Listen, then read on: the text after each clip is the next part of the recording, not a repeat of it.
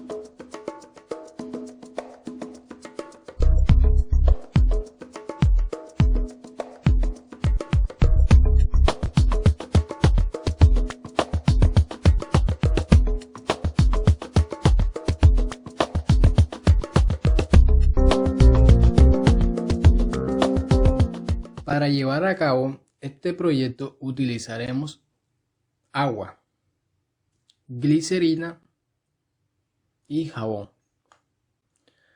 Continuando con el proceso, hemos escogido este recipiente, el cual hemos determinado su volumen cúbico para la solución a utilizar. El volumen cúbico de este recipiente es de 5068 centímetros cúbicos. Utilizando la fórmula para calcular el volumen de un cilindro, la cual es volumen es igual a la constante pi por el radio al cuadrado, por la altura. El radio del recipiente es de 9 centímetros y la altura es de 20 centímetros, dando como resultado en la operación 5068 centímetros cúbicos.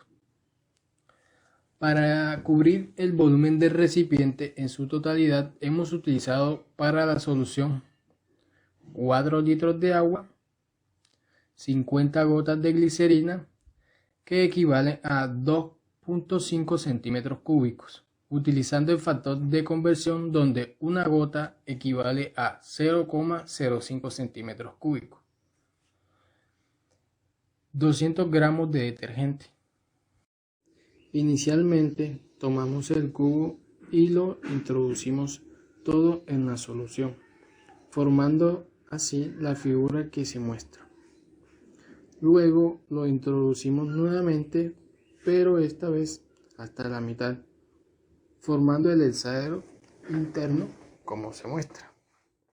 Bueno, ahora que hemos visto las figuras que se forman en nuestro hexaedro, vamos a hablar sobre su concepto y un poco de su historia. Pero empecemos inicialmente con la definición de qué es un grafo. Un grafo es un conjunto no vacío de objetos llamados vértices y aristas, que pueden tener una orientación o no. Los grafos se representan mediante una serie de puntos, que ya los mencionamos, que son los vértices que se conectan con las líneas, es decir, las aristas. Por otro lado, también podemos decir que los grafos permiten modelar problemas de la vida cotidiana mediante una representación gráfica formada por los vértices y las aristas. Ahora que ya conocemos un poco del concepto de los grafos, hablaremos de la historia de esta teoría. El primer resultado de la teoría de los grafos es el problema de los puentes de Königsberg, que es el resultado de Leonhard Euler en 1736. En 1845, Gustav Kirchhoff hizo públicas sus leyes de los circuitos para calcular el voltaje y la corriente en los circuitos eléctricos. En 1852, Francis Gutierrez planteó el problema de los 4 colores, que plantea si es posible, utilizando solamente 4 colores, colorear cualquier mapa de países de tal forma que 2 países vecinos nunca tengan el mismo color. Ese problema no fue resuelto hasta un siglo después por Kenneth Apple y Wolfgang Haken.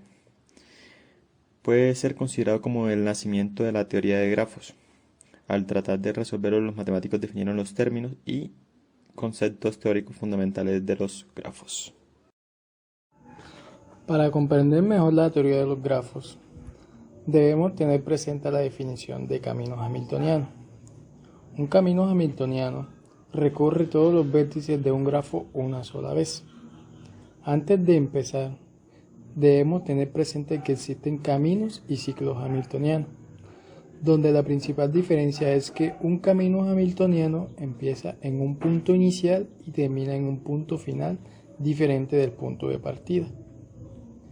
En cambio, en el ciclo hamiltoniano inicia y termina en el mismo punto de partida. También se dice que un grafo es hamiltoniano si contiene un ciclo hamiltoniano, pero no necesariamente cuando contenga un camino hamiltoniano.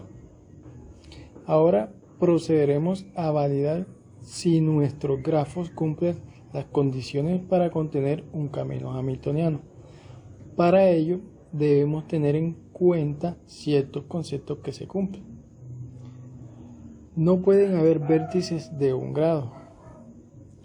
También podemos valernos de la siguiente fórmula para saber si existe un camino hamiltoniano, tomando como referencia la suma de las trayectorias de 2 puntos U y V, los cuales llamamos grados.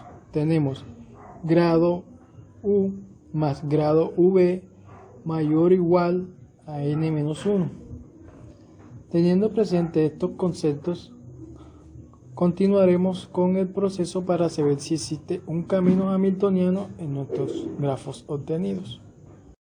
Bueno, ya entrando al detalle, aplicando el teorema en la primera figura obtenida, vemos que existe un camino hamiltoniano. Como lo logramos comprender, inicia en el vértice 1 y termina en el vértice 8, recorriendo todos los vértices y pasando solo una vez por las aristas. Ahora analizaremos la segunda figura. Vemos que existe un camino hamiltoniano.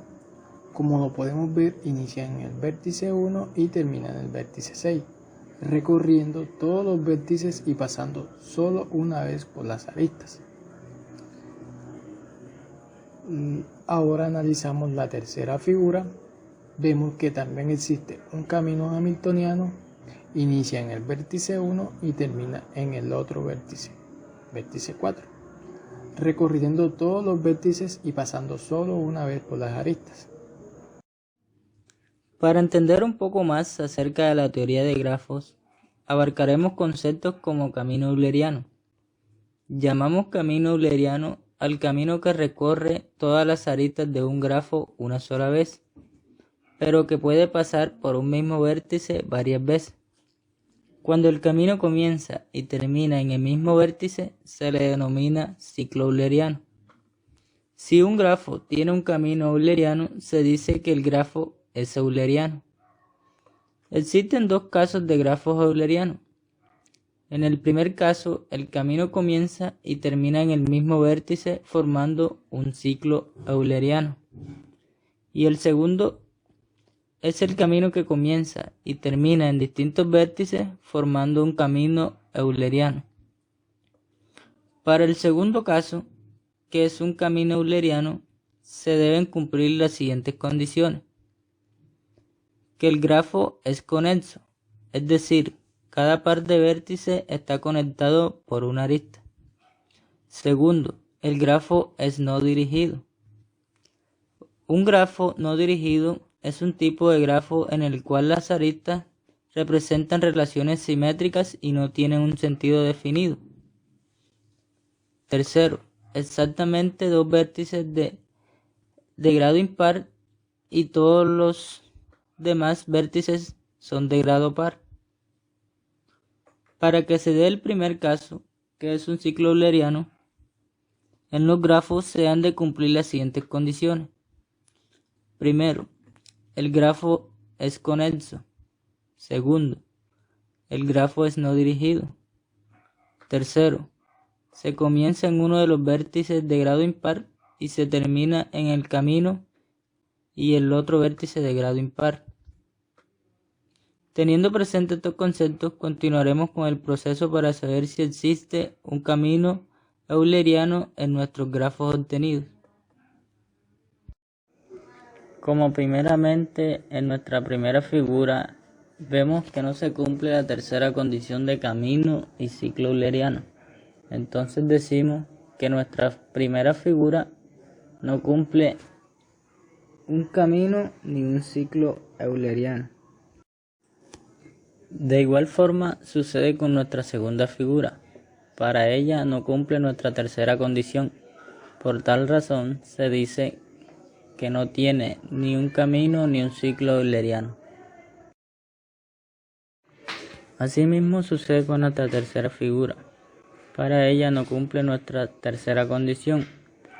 Por tal razón se dice que no tiene ni un camino ni un ciclo euleriano.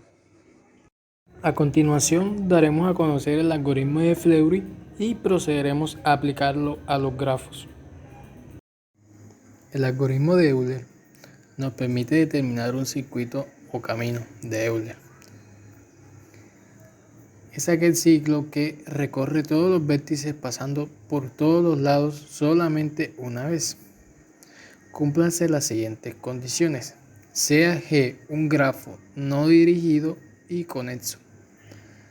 G es euleriano si y solo si no tiene vértices de grado impar. G contiene un camino euleriano si y solo si tiene exactamente dos vértices de grado impar.